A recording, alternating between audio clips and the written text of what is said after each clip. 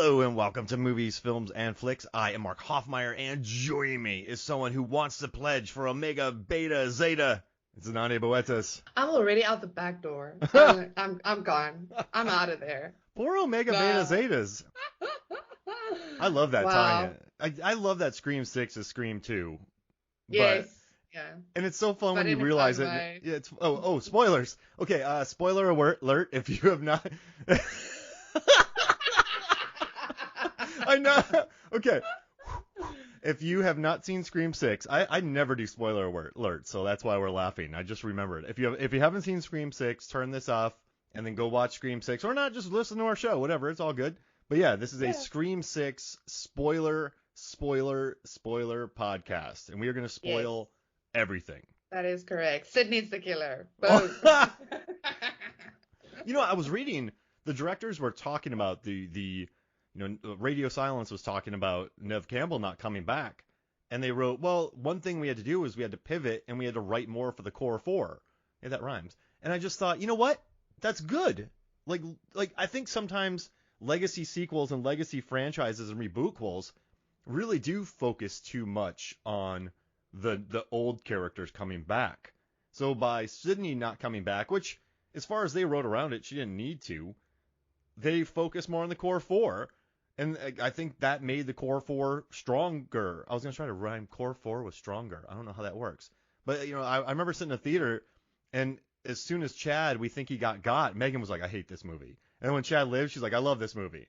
Like, she's a big fan of Chad There now. we go. And Yay! Chad is the best. Chad forever. I was reading about Chad, Mason Gooding, and you know what I didn't realize is that he's Cuba Gooding Jr.'s son. Yeah. And also, one of his favorite movies of all time is Green Room, which the guy's just awesome. Like the first time I read about him prior to Scream 5 coming out, like I just read he apparently did a thesis at uni on Scream and ended up getting a part in Scream. I think that is so cool. Like he was just also like a mega fan, wanted to write about the Scream franchise because he loved it, and ended up getting a role and I just love how the new movie really developed his character. That's what I wanted. Like after we talked about the trailer for Scream 6 and our whole series that we did, like 5 Scream, 4 Scream, 3 Scream, all the way down to the original. Is it 1 Scream? So much fun, 1 Scream. I was like, I still love Chad. I still pick him for my team, and I want the new movie to give me more Chad, and they did. I was gutted when they started to stab him like a freaking turkey in the end because I thought Chad was a goner. I was sitting there, no. Corey was looking at me because he knew I was not happy. He was like, are you okay, Samantha? I'm like, no, I'm not okay. Give me a moment. So I was very happy that he's okay. And Magic Blanket at the end saved like him and so many others because, really, Mason Gooding just brought the fun. He was really the fun of it. Like, I really just enjoy him so much within the core four. I love also the core four concept. It's so cool. Core four forever. And they all live, even though this movie, this movie, like a lot of the marketing for this movie, they're like, everyone's expendable. Melissa Barrera in her interviews, anyone can die. Mindy during her speech, franchises, anyone can go. Everyone. Every single one of the main characters lived. And that was on purpose. Radio Silence, they were talking about this. And they said from the beginning they knew that everyone was going to live. They said that was always the plan, and like they were always going to live. Bettinelli-Olpin said this: they were always going to live. On the last one we killed Dewey. Well, we didn't kill Dewey. I don't know why I'm saying that. That was hard. Like he's like that was hard in real life. So they said they killed Dewey, and then he's like, if we kill Gale, we'd hate ourselves. We'd hate the movie. And it's kind of like it's true. Like they don't need to kill off these major characters, but it just seems like an odd marketing tool. Everybody can die. But, I was thinking about, because you and I talked about this, the killers in this movie, they could care less about the movies. This is a revenge mission. They don't care about rules. So I think Mindy is talking about what would happen if a film lover, like the Scream fan in the beginning, did that. If Tony did that. And so, like, Actually, his name's not Tony. Just a second. Tony is... Oh, Jason. Yeah, if Jason Yes. was the first killer, and he might have played by the rules of horror films, but this And family, Richie. yeah, they just want to kill. Richie played by the rules. Yeah. This family just But wants to not- murder. So it's like, hey, and actually Mindy was right in this one. But if you're kind of like, well, I got to stick to horror rules, you're going to be wrong when the killers just want revenge. Yeah, I think it's kind of like, again, like subverting expectations. I did like feel like, oh, don't use a fake out to raise the stakes. You know, like, I mean, I guess Scream is all about the fake outs, but yeah, not when it comes to raising the stakes. But I mean, listen, I've only seen this movie once. I can't wait to rewatch it again. I'm so excited. I think the moment it is streaming, I'm watching it 5 times. Like, that's just happening. Because I think, yeah, like the first time we're always a bit, especially like us, we get maybe more critical. Like the second time you kind of just lean into it because you know now. So you start like seeing other things and laughing more and whatnot. Because I mean, the tension in this one. Listen, this was a scary Scream. This was the scariest Scream since the first Scream. Like, I haven't been scared in any... I wasn't scared in the second one. I wasn't scared in the third one. I wasn't scared in the fourth one. I wasn't scared in the fifth one. I was scared in this one. Like, there was a moment that I jumped. Like, I literally yelped in my seat in the theater. And there were a couple of scenes where I was like, okay, I need to be on the edge of my seat now. I mean, the subway train scene was great. I love that. The apartment, holy moly. I think because it was so small, like it gave you that sense of how do you say, like a bit claustrophobic vibes. Like a lot was happening there. I actually afterwards realized I think I missed a lot of like little stuff because a lot was happening and the camera was all over the place and the tension was real and the ghost faces went hard and yeah, it's so many sequences that I can't wait to see again. But yeah, I mean, I enjoyed it. It's like it was an interesting take. I loved the shout outs to the second one. I liked that. I think that's the thing with Scream 5, with 5 Cream. It was an introduction of all the new characters of the core 4. I loved also that the new guys wanted to focus on the core 4 from the beginning, really, because these are the new characters, you know, that's going to take the franchise, well, at least this time around, take them further. So with Scream 6, like, we know the guys. So now it's just, the movie got into it fast. Like, there's a lot that I really liked, really enjoyed, and really appreciated what they did with the new edition. And the directors are really worried about the initial fake out with the killer. Like because 13 minutes, it's like a whole 13-minute scene. So that when Tony Revolori as Jason goes and kills Samara Weaving, who's super likable in this movie, by the way. Like, it's interesting hearing her use her Australian accent too. So it's not doing. It's nice. Like Henry Cerny and Samara Weaving are back from Ready or Not. So I like the Ready or Not. I also like the Ready or Not cosplay or the Halloween costume.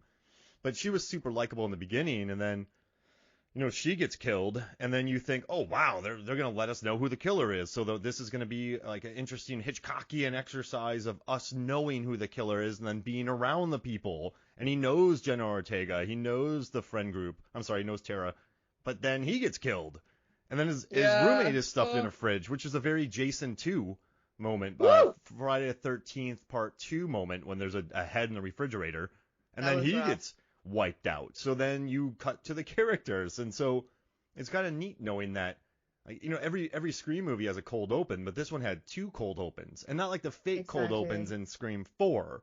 This was a fake out, and I applaud them for bringing something new to the 6th film. I mean, as much as I love, like, the fact that they leaned into that, showed that, you know what I like too?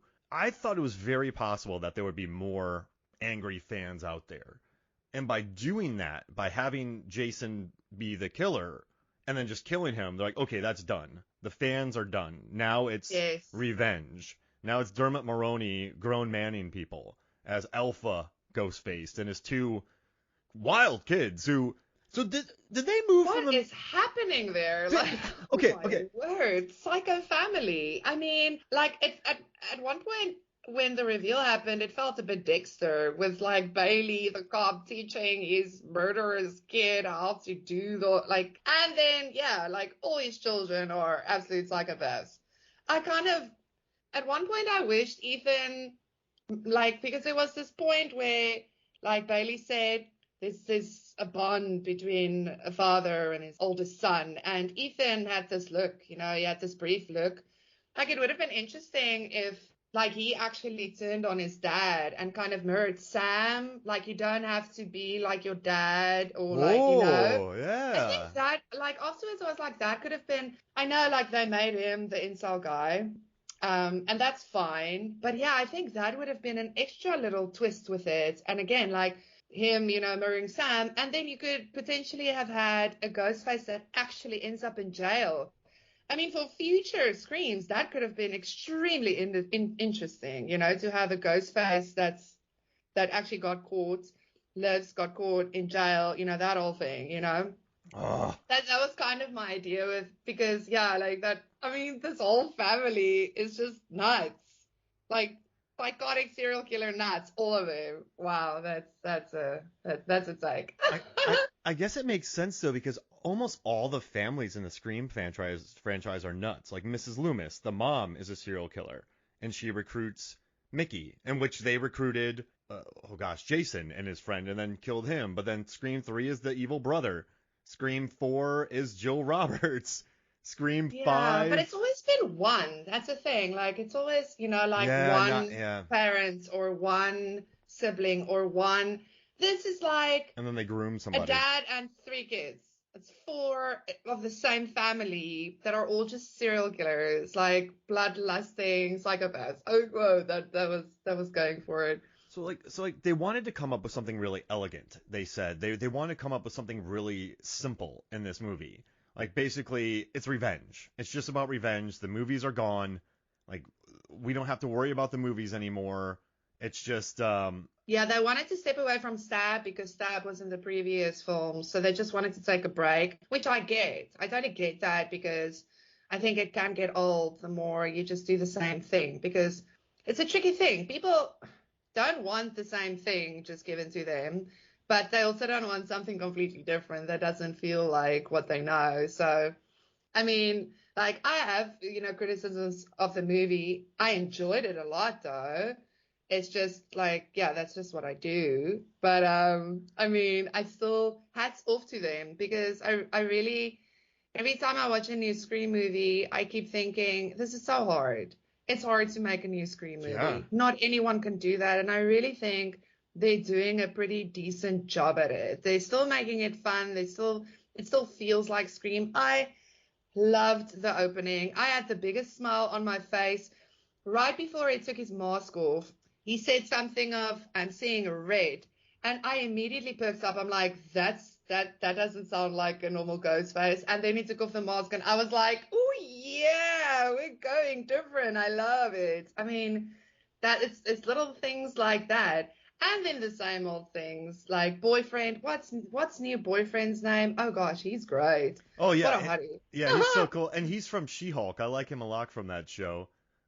Danny Brackett played by Josh Segarra.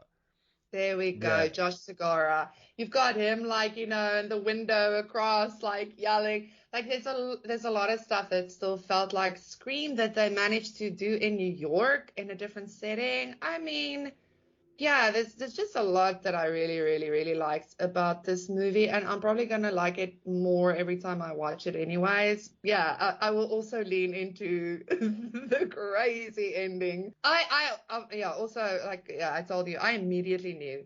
The moment Quinn talked about her dead brother, I was like, oh, cool. Yeah, that's Richie, and that's the dad is the cop. And Ethan, I didn't know until like Mindy went on about him, and I was like, yeah, Mindy and Chad is saying that they're not both going to be wrong. But yeah, I mean, that was like fine. Can we also just talk about the wonderful ending where Kirby like smashed that TV into Ethan's head? I love Yes. it. I love it that they did that deliberately with the whole Stu isn't dead joke. Like it's Stu is done, y'all. Stu is done. so good because like that's the thing. This movie went hard. It was grueling, and I mean, Sam stabs the shit out of Bailey at the end. That was also, I was sitting there, couldn't really believe what I was seeing. Wow. Like, it's like, imagine they put Sydney in a Ghostface, like thing. I mean, that was just crazy seeing the heroine donning the Scream like outfit like her dad. But yeah, then like the goofy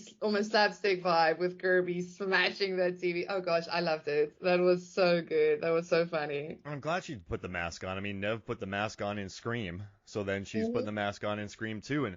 And one thing I really liked about this movie is listening to Radio Silence and the writers talk about this, where when they kind of said that Scream, Kevin Williamson and Wes Craven wrote Scream as like a full meal of a movie.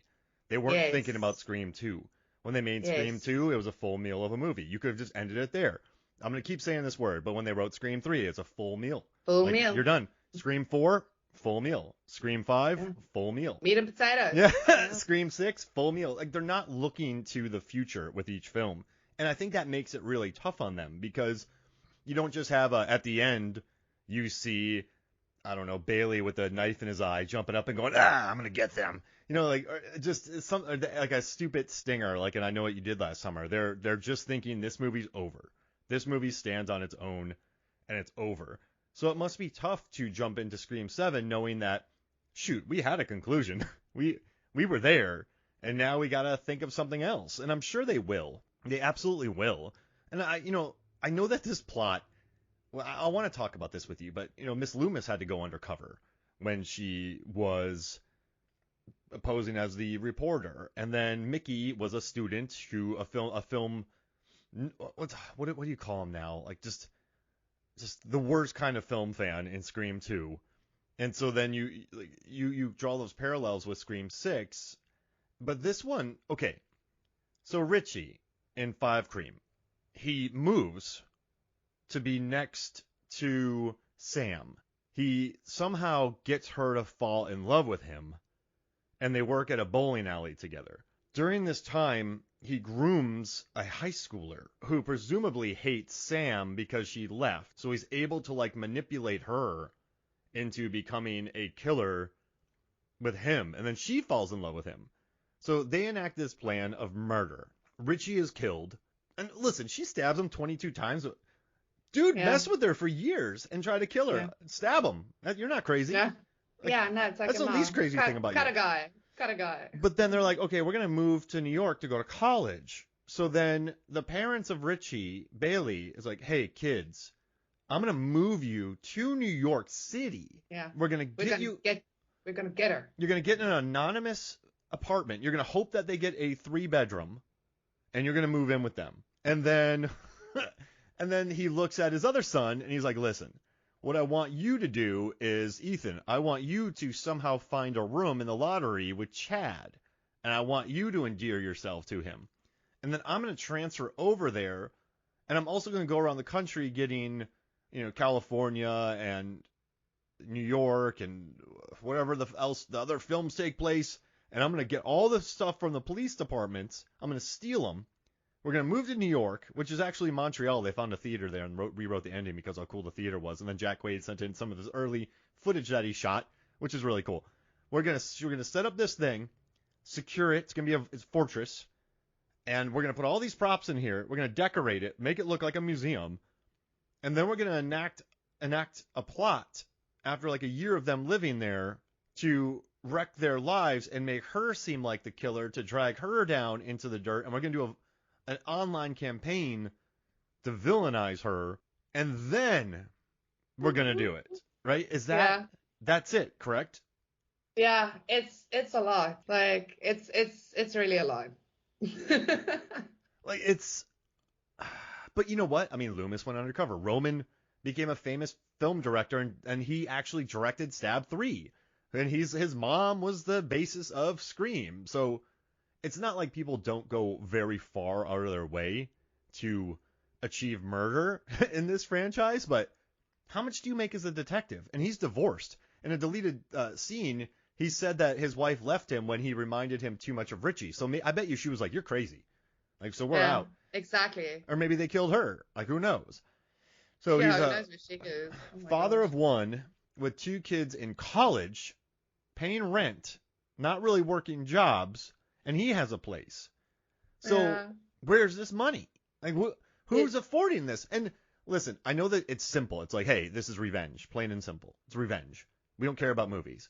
But by making it just about revenge, I was kind of counting my fingers, like, okay, so this rent, money. Who cares, right? It's stupid logistics. But when that pops up in your head during a movie, that's probably not the best thing in the world. But I still love the movie, and I love them bugging out like Mrs. Loomis did at the end of Scream 2. Maybe not as good as Oliphant, and I mean, who is as good as Oliphant and who plays Mrs. Loomis? She's from Roseanne. She's amazing. Yeah, I can't remember her name. Yeah, but like they were amazing. Like they were so good. But it's just a gnarly plan. It really is. It's a lot. But yeah, it's still honestly, cool. all the killers, if you think about all the killers in this It's all a franchise, lot. I mean, it's bonkers. Like, they really go to the extreme to it feels like such a waste of time. If you just want to kill someone, kill them. But it's always this diabolical like plan that goes haywire. But I mean that's the franchise, Yeah, you know? yeah. Like that is it won't be Scream if it's just like one and done You know, type of thing. that's a great point too. And sticking, you got to stick to the tropes. Look at Final Destination. Look at Saw. Shoot, look at Fast and Furious. Look at James Bond. They all have tropes across every single one of the films. So, Yeah. I mean, you're right. These killers are not like Roman is the one who nudged Stu and Billy to killing the mom, and then they framed Cotton Weary. Like it's gnarly, but that's part of the fun, I guess. Yeah, but it does get a lot because I remember like after the movie, my biggest thing was why did Ethan save Mindy? Why didn't he just let her die on the train? Why did he take her to the hospital when Quinn was obviously the one who stabbed her on the train? And then like I read like people were theorizing and saying like, oh, but that was so that he could have a cover, like, but yeah, again, that's like such a runaround because at that point, I mean, everyone was in the theater and his dad and sister was getting ready to go and slaughter them all. So it was just, yeah, there's a lot of those little things. Like when you start thinking about it, it gets a lot. But when you mentioned about Ethan, no offense to the actor, I mean, this guy was in Avatar 2. Like he's one of the big characters in Avatar 2, so he had a great year last year. So I'm not saying he's a bad actor. I just think the character, as far as Ethan, is very not there.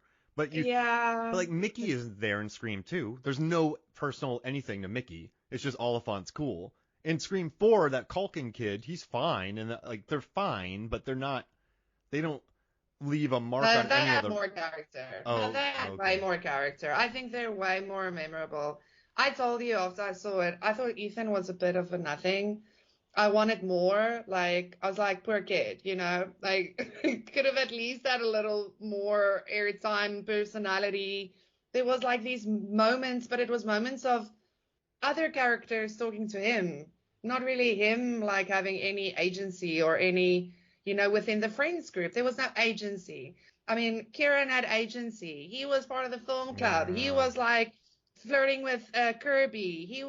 Kieran had a thing. Oliphant, he was like sowing discord between like people. They had agency. Ethan was just like there going, it's not me. Yeah. I don't want to die a virgin, it's. And I thought like the actor was pretty good. I would have liked, he probably did have more scenes that they ended up cutting and whatever. Like I did read, they had to do like, lots of cutting to keep it tight. And I know that can be difficult and stuff.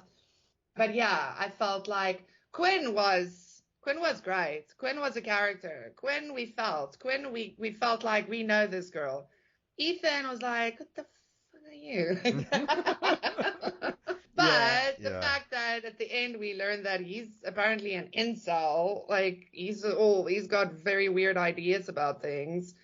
I guess that's maybe why, because you can't really expect from someone to be this great an actor and pretend like they're this completely different person. So I guess the argument could be if we did see more of him, we would have seen that he's actually a weirdo. I don't know. Again, I would have liked actually if they made Ethan also a bit of a twist. I think that would have been a cool dynamic, and again something different, and still add to the twistiness of Scream and the commentary, and He starts liking Chad, not like as a bud. Like he's like, this guy's really a good dude. I'm not gonna kill him. Like, yeah, like Dad, I've done what you wanted my whole life. Like, you've always cherished Richie. I only do this to get your approval, and I feel horrifying about it. I have to yeah, I'm slash done. people. Yeah, I'm yeah. done. Screw you, Dad. And it's like, screw all dads. And Yeah. then, they just cut him up. Actually, screw all the parents in the Scream world. I mean, Mrs. Prescott. It's always been a thing. It's been the kids, the poor kids, like the coming of age. Yeah, your parents just aren't going to be there for you anymore. Like, that's always been like the kind of background theme to Scream, and the shitty, not present parents. And Like Maureen Prescott, I don't want to get into too much because Scream 3, she went out to Hollywood, got horribly mistreated, had a kid, and then she came back, but then I guess she was still kind of, I don't want to get into trauma and all that, but and then she's with Cotton Weary, and then she tells her son to get away, and then you have Scream 2, Miss Loomis just goes full like serial killer, legit serial killer in Scream. Also with a crazy plan, holy moly, and What, Scream 4, the Jill's mom isn't really around much. She's kind of vacant. Scream 5, actually, Deputy Judy's a good mom. She's a nice mom. We have yet to see Sam and Sarah's mother. I love how they just in this movie said, okay, she doesn't want anything to do with us anymore. Yeah. What? Even, you talk about the money. I mean, that bugged me so much in the first one, because Sarah says, like, their mom is in AA, their mom's in Narcotics Anonymous, but they've got this fancy house. So she's obviously not that lost, but she sounds like a pretty lost person, but is still like kind of functioning. I'm like, who is this person? Oh, we're just never going to see her. Like, no, never gonna see her. And then you get the dad in this one, who's a terrible dad, who's groomed children into being serial killers. Yeah. But terrible parents. But hey, core 4. Core 4 forever. And I love it. I love in this one how right Mindy is the whole time. She's calling it the whole time, but since it's about revenge, she's kind of doubting herself. Like, I think she's putting movie logic onto something that doesn't have logic, and then that's what kind of gets her. She just thought it was Ethan, but she didn't get the whole thing. Like, so I think that's why. Because she got one part of 4 parts, if you will. So she got like a quarter of it right, but not the whole thing. But yeah, I did like the fact that they played, because that actually brought also a bit more of her personality in it too. Like, not just the always right, the know-it-all type, like, I love how flustered she was at the end that, oh my gosh, how did I get that wrong? That was very cute. But now I want to know, why does Kirby look like Hillary Clinton? I could not stop seeing it. It was actually so distracting to me. They talked about that. They had a really funny interview. They're like, I did read that. I'm not going to tell a woman what she has to do with her hair. Yeah, I love that. And then the producer was like, well, I've had to do those talks before. But the director was amazing. Like, I don't want to do that. But I guess she hadn't acted in 5 years, and she just did what was comfortable with her. Yeah. So I just couldn't stop seeing Hillary Clinton. Like I say, it distracted me. That's why, again, I want to rewatch, because then I'll hopefully be over it, or I might never be over it. Well, listen, we got to keep the hair. A Volvo driving soccer mom. Like, I'm like, what? Where's my cool girl in her leathers? Like, now she's driving her Volvo. I don't know. Kirby was awesome in Scream 4. Oh my gosh. But yeah, I think she just did what was comfortable. And I remember leaning over and to tell my wife Megan, when it's her and Bailey looking at all the photos, and she's like, Roman was actually really ambitious. It was just one of them. And like they were kind of nerding out over, not nerding out, but talking about the photos, and he's all gee whiz Midwest type vibe, and she is actually having more fun. I wish I could have more of that, like the two of them riffing together. Not like romantic interest or anything, just two officers riffing cheekily about the things. Like I really like those scenes with her in it. But yeah, I guess I would have actually liked more with her and the core 4, having a bit of a more, like, she just hanging out with them and they're sussing out theories, because she feels so like, I'm also a Woodsboro survivor. Now she's doing it with Bailey, who ends up being the killer. I'm like, oh, poor girl. Like, she just never learns. I don't know. Like, she never sees it. Yeah. So obvious. so freaking obvious. I mean, but they weren't hiding it. I really believe that they didn't care about hiding it in this one because I don't even pay attention to who the killer is during the movies. I just try to let the experience wash over me. But I just went, yeah, they're the killers. Like, I was like, that's the killer. Just immediately, That's exactly. And that kind of made the whole. You say that though, but I mean, they kept on having these close-up shots at the end of a scene with Kirby throwing out a sly thing, and I read that a lot of people thought it was Kirby. They fell for that. I mean, looking at it now, that those little moments doesn't make sense. Why was she being so like weirdly weird about this? I mean, it was really only done for the fake outs. And like I say, the problem with that is afterwards, those little moments doesn't make sense anymore. There are different ways. For instance, I was thinking, because I talked to you about this, because there are different ways of making someone a suspect without these like deliberate, quickly, look sneaky in the shots, I mean, we've had in Scream 3, we had Emily Mortimer's character. I can't remember her name now. Alison. Anyway, Emily. When Nev caught her in the bathroom with the mask stuff, she was talking about, oh my gosh, how privileged it would have been for her to be able to play Sydney in the movie, and she was being so nice to Sydney. But what we were seeing was her holding all these things, that made her a suspect. But what she was saying was it was something else. Those are more clever ways to kind of put, make someone a suspect without, again, like I say, okay, for this shot, just look slyly to the right before you walk away. It's just those little things. But that's little things. That's like little, direction notes or production notes that you'll write down and stuff that we can all talk about because we're sitting here watching the movies and having opinions about it. But you get what I'm saying. Yeah, and also too, I mean, yeah, when they did that, you're absolutely right. I think they wanted to cast some doubt, but that won't hold up on replay. Like, it's almost like they set up 50 feet of dolly track and just walked the camera towards her for 50 seconds and her just going, and then nothing. It's so... Nothing. Yeah, it's... And they're like, what was that, Kirby? Are you having a psychotic break? What's happening? Yeah, it's just... No, I was just tired. But it's... Yeah, I don't know. I guess for me, I just never had a doubt because she was like, yeah, my dad moved here because what happened to my brother. And I'm like, they're with Richie. Oh, yeah, no. They're with Richie. No, exactly. But I never tried to figure that out, though. But it just sort of... We didn't have to. Yeah, exactly. Knew. And I will say... And we knew it wasn't Kirby. We knew it wasn't Kirby. No, you can't do that to the We knew they sir. won't do that. Yeah. They will bring back a fan favorite just to kill them. I mean, people would not be happy. That it was like... Lazy. Yeah, that's why I say those things were distracting because we knew. But, I mean, yeah, not everyone knew. So I did like the new additions, though. The best one was Danny because he was I hate using this word a weirdo, but he's like, oh, you got that cherry Coke smell? Oh, that's a good perfume. Like, he's super squirrely guy, but I like him, though. But that's who he was in She-Hulk, too. I think he just has this interesting line delivery that I liked him. But also... Fascinating, really. Once I learned that I kind of felt like we were in a Scream 2 world with college and Omega Beta Zeta. So I'm like, okay, he's the boyfriend. The boyfriend wasn't the killer in Scream 2, so I don't think he's the killer in this because I never, I wouldn't. That would have been too cheap. So it would be lame, yeah. It's, again, the boyfriend. I mean, I got an apartment right across from you, and I iron all night with my shirt off, and I was just hoping you'd come and fall in love with me. Yeah, and just. Who wouldn't? But yeah, he's cool though. Like, he's cool. He's very cool. And I'm glad that Sam at least gets a break in that regards. And also too, the one thing I wish is Melissa Barrera, like Neve Campbell, I think had a very physical performance. The first one, she lit up Stu. She was poking people with umbrellas. And Scream 2, she's like, Loomis, I'm gonna kick your ass, Miss Loomis. Like, we're gonna fight. Scream 3, she's fighting. Scream 4, I was never worried about her once. Like, you can manhandle all these idiots.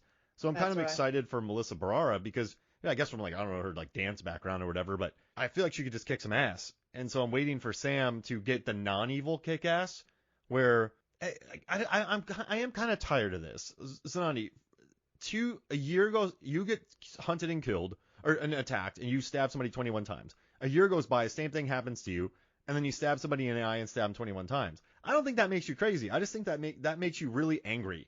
And so Exactly. I'm kind of tired of this. Is she bad? Is she gonna be a killer? Like it's an odd thing. I just want her to pull up Sydney and start kicking ass. Like just I feel like whenever she's on screen, I'm like she can take care of herself. So I'm kind of like let her take care of herself, I guess, for me. And she does that to a Yeah. certain extent. I know she shoots Quinn in the head. She does survive.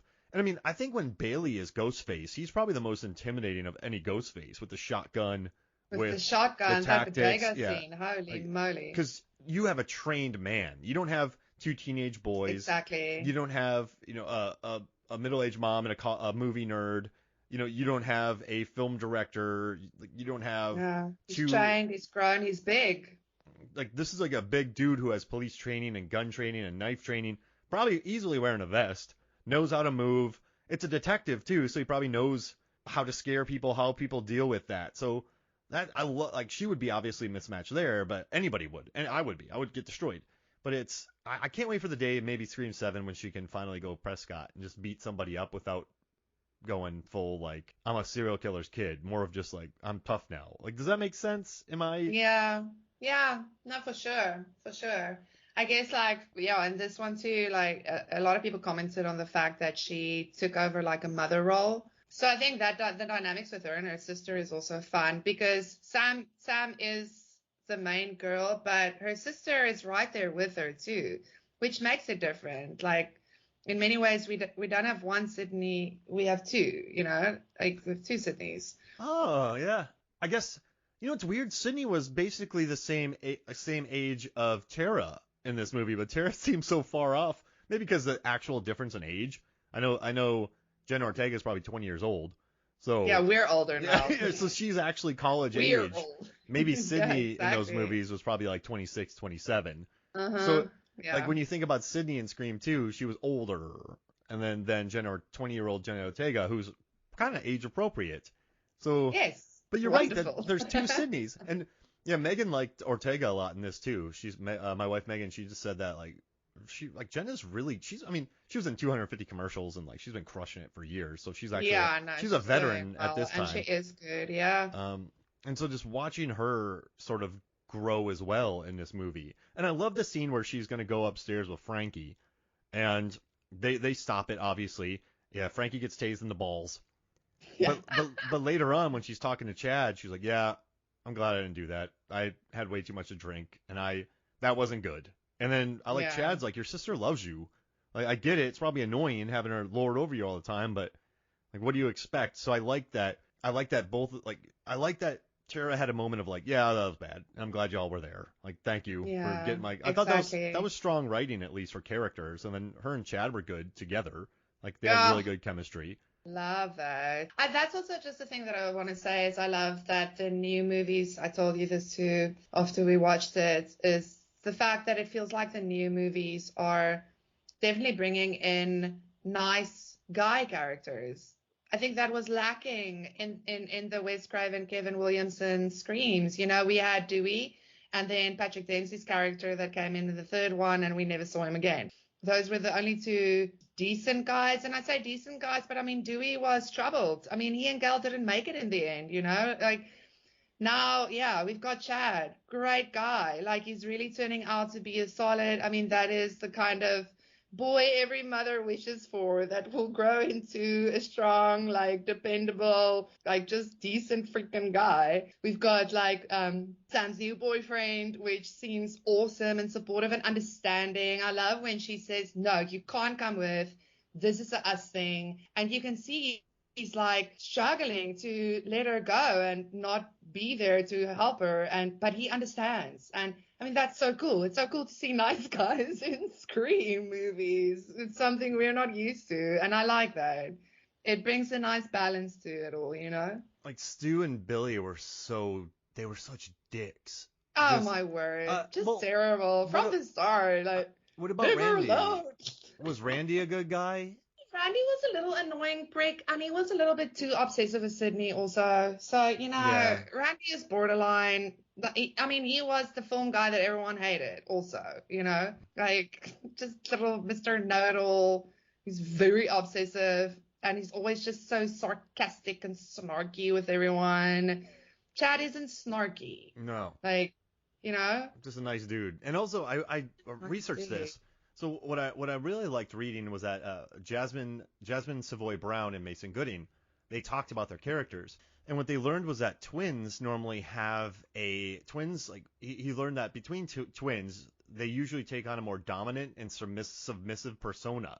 And so what he said was maybe one calls the shots while the other is happy to execute thereafter. And clearly Chad is a submissive one between the two. He's aware that Mindy has more cunning composition about her that he's both willing to buy into and also just takes as matter of fact. It's why they bicker a lot. And when he tries to assert himself in moments, she's not really willing to hear it. And I which love is it. really like they actually looked That's into so how cool. twins behave, and he also said that he likes being a character who just sort of lets his sister talk. Like he's not that Yes. like he's happy letting a woman take charge. Yes. But I thought that was interesting. They developed this persona of twins, and one's the dominant, one's the submissive. And so cool. he also said he watched it with his mom. He's like, that being said, I still watch it with my mom, and she's like, you should be dead. And she goes, and thank you for making me watch that because that's maybe my biggest nightmare. That's what his mom said to him. Of course. Oh my gosh. Yeah, I can just imagine. But I love it. I think Mindy had more to do in Scream 5. She had the floor. So I like that Chad had an opportunity in Scream 6 to, especially his moments with Jenna. I love that the writers also said in that interview that we're talking about, referring to a lot in this pod, they didn't plan for the two to hook up, like Jenna and Ortega and Chad. Like that just that was an idea and it just worked. And I'm like, yeah, it did. Amazingly so. I didn't even think of that being an option. And the moment they started doing that on screen, I was like, I am shipping this. I am very here for this. Yeah, just two likable people. Like it's nice. And their chemistry is beautiful. Yeah. And that's the thing. I think the new Scream movies are definitely bringing a sincerity to it that, again, we weren't used to. Like, the previous stuff, this is a lot of meta stuff. We didn't really have the most sincere moments would have been between Dewey and Gail, especially in the beginning, Yeah. And I think in the middle, we started kind of losing that in the Scream movies. And yeah, I feel like now with the core four, like all four of them really, and how they talk to each other and the fact that they moved together. I mean, that was like when they were sitting around the table talking about, everything. It was very cool. I liked it. I actually appreciated it, especially in a movie that started off so violently. I felt like they didn't cheapen the survivor factor. They didn't cheapen the women who aren't believed and are like prosecuted by public opinions, and they didn't cheapen any of that. They still had sincere moments in there without it being like all preachy or all eye rolling, or it wasn't. It was just genuinely sincere and there, and okay, we're moving on. And I really like that. It's a rich movie, really. That's why I want to watch it again, Mark. And this is a great point. They said that the radio silence said that we did that one, and they sort of did the rebootquel, and then they're like, there was a baton pass, and this one is ours. But what I love most about this one is at the end, Kirby says legacy isn't bad. So the fact that they were able to pass the baton over, so Halloween Kills, right?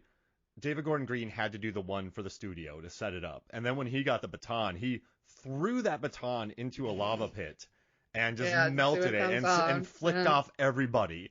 And I love Halloween Ends, by the way, but he just did a double FU to everybody. This one, when they got the baton, they still respect the legacy of it. But like you said, it's much more sincere.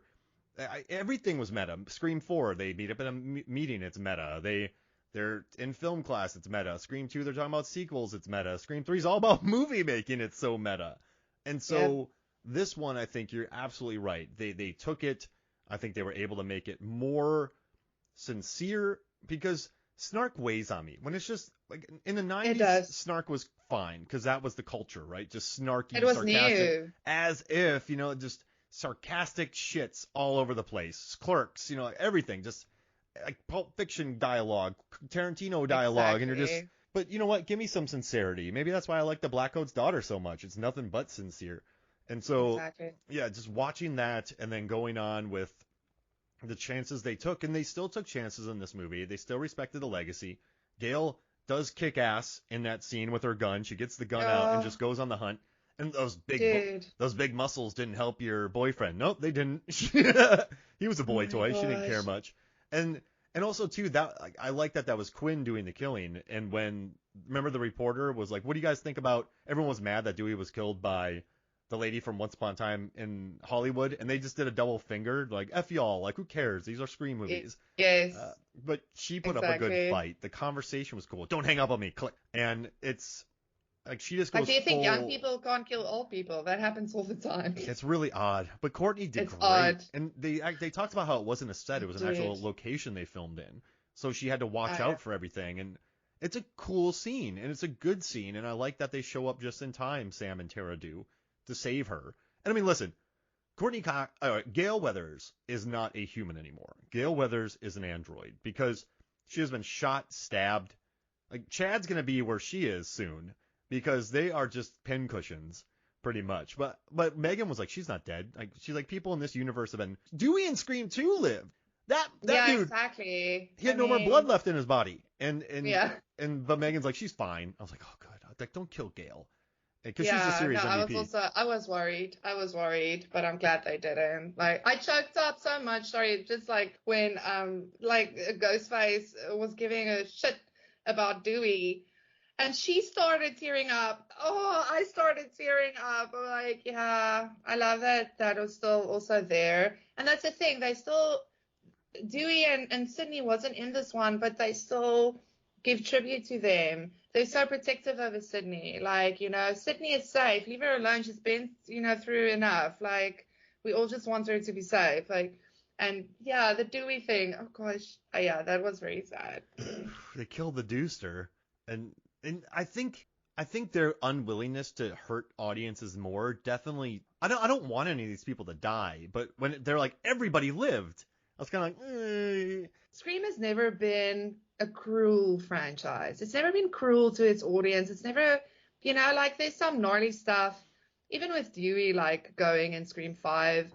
I mean, that was rough, but I don't think I've ever felt like, oh, they're being mean or cruel or so, like considering that, all of that, I think they're still sticking true to the franchise, even though absolutely nobody died it's of the main folks. it's kind of crazy that the first one's still the meanest. That death, the gutting of Drew Barrymore, that's the most visceral, mean thing in the franchise. And Tatum, her hanging, that's because you just watch her body flailing in Well, that that and garage door. Dewey. Yeah. That and Dewey now. And so Scream, I think, has the two meanest moments, and then 5 Cream has, I mean, 4 Cream, not so much. 3 Cream is just funny. 2 Cream, I don't think there's any brutal. I mean, Jada Pinkett getting it, that's a long death, but it's more theatrical. Yeah, and over the top. I mean, that is one over the top death. Holy moly. She wanted to do that, which I love. Jada Pinkett Smith was like, just let me scream for as long as possible. And Wes was like, okay, Wow. okay, that sounds great. Yeah. But no, I do love the new cast. I love that, it sucks that Nev wasn't in it, but if that gave more time for the core 4 and was able to create those moments, then that's what you need. I think sometimes just by bringing back so many people, it takes away from the new story. And I just also love that it's a whole meal, Zanandi. These movies are a whole meal. The whole meal. The whole meal. I think Whole it's meal. clever also, like, because it can stand on its own and it can be done with if it needs to be done with too. You don't leave anything, like no, how do you say, no strings Yeah, no, wait. Oh, yeah, you're right. not attached. What? No, no strings attached. No, like, no, you're right. What is it? Our brains are dead, everybody. Our No, brains are dead, no, but what's the people. term? Like, there's We are no, fried. there's no, it's not no strings attached. There's no threads there's no, Loose threads. Loose threads. yeah. Oh my gosh. We did it. We did it. Oh, we did it. But hey, listen, I absolutely love this movie, and I'm glad you came. Is there anything else that we haven't talked about on this? I mean, I think we covered most. Listen, we're going to talk about Scream again down the road, and because we can always talk about Scream, but I think this is our initial reactions podcast. We shall revisit it again later on. But yeah, I think we hit the marks that we wanted to talk about. And it was a great movie and it was fun. I like it a lot. And also, too, this is the first time I felt comfortable recording a few days after a movie comes out on a Friday because it made 45 million this weekend. But there's so many articles out. I was able to read so much about this movie that this isn't. I don't really like doing immediate reaction episodes, but I think this was fine because there's the interviews out there by Radio Silence are thorough, and so I'm very happy about that. People have watched it. I mean, I've seen like there's a lot of rankings on Twitter, and it's surprising. A lot of people are putting this that they're number 2, either number 2 or number 3. Like the people who put it at number 3 puts 2 in second place, Scream 2 in second place, but a lot of folks are like, this is my second favorite movie. Wow. So yeah, the movie is doing really well. Which great. I love it. Give it up for the kids. I would have put 2 first, but I think that CC moment in the middle and then the car scene kind of drag it down a little bit. I don't know. I don't even want to rank them anymore. It's totally like I'm done with the rankings. It's now just fun. Like they're all so different though. Scream 1's the meanest. Scream 1 is the blockbuster. Scream 2 is the very successful year later sequel. Scream 3 is bonkers fest. Scream 4 is better than people give it credit for. I mean, I love Jill's speech in that movie. I think there's also bonkers fest. Yeah. 5 is good. It's like a very successful rebootquel. 6 I think goes off on its own. And it's definitely more sincere. I don't think it touches 1, but it's impossible. That's so unfair to even compare them. No, I don't think anyone will say that 1 isn't 1. Like if someone, it's subjective, right? But if someone's like, 5 and 6 are better than 1. Nah, I haven't seen anyone say that. Okay, good. Everyone agrees the first movie is the best movie. It's from there on that, and then most people think the third one is the worst. They're all wrong, but anyway, it's subjective. But I guess it's just a Scooby Gang movie, Scream 3, and it has a lot to say about Hollywood, and Parker Posey's unbelievable. A guy gets a rug pulled out from under his feet. It's so stupid and hilarious. You know, it's hilarious. It's so funny. I've seen people like, when the trailer for Scream 6 came out, a lot of people were like, but where's the comedy that Scream always has? And I'm like, shush. I don't even want to hear it because you people say Scream 3 sucks. That was all about the comedy. So do not come at me with, where's the comedy? Scream 4 wasn't funny. No, it was snarky again. It was back to snark. Scream 2, not funny. Snarky. So, I don't know what people are saying. I don't know what they want when they say those things. But anyway. What do you want? What do you want? Okay. Well, this was lovely. And thank you so much for joining me. And where can people find you, by the way? Where can people writing about Scream 3 for Cracked? I'm stuck in a bodega. No one's told me I can come out yet. You can find me in a bodega in New York somewhere, just drinking Coors Light in the corner, drinking all the Coors Light. Yes, so much Coors Light. Is that all New Yorkers fun, drink? And then it started to get terribly wrong. Listen, Coors Lights at bodegas will get you in trouble. I'm on Twitter at Sanandi, where I drop my Scream articles every now and then that I write for Cracked. So, yeah. Awesome. Well, I think if we ever meet, I'm going to pay Patrick Warburton to catch you like he did Parker Posey in Scream 3. I love it. That would be a dream come true. All right. Well, thank you so much for joining me. Thanks, Mark. All right. So from me, Mark Hoffmeyer, this is Anandi Boetes. This is Movies, Films, and Flicks. We'll see you next week.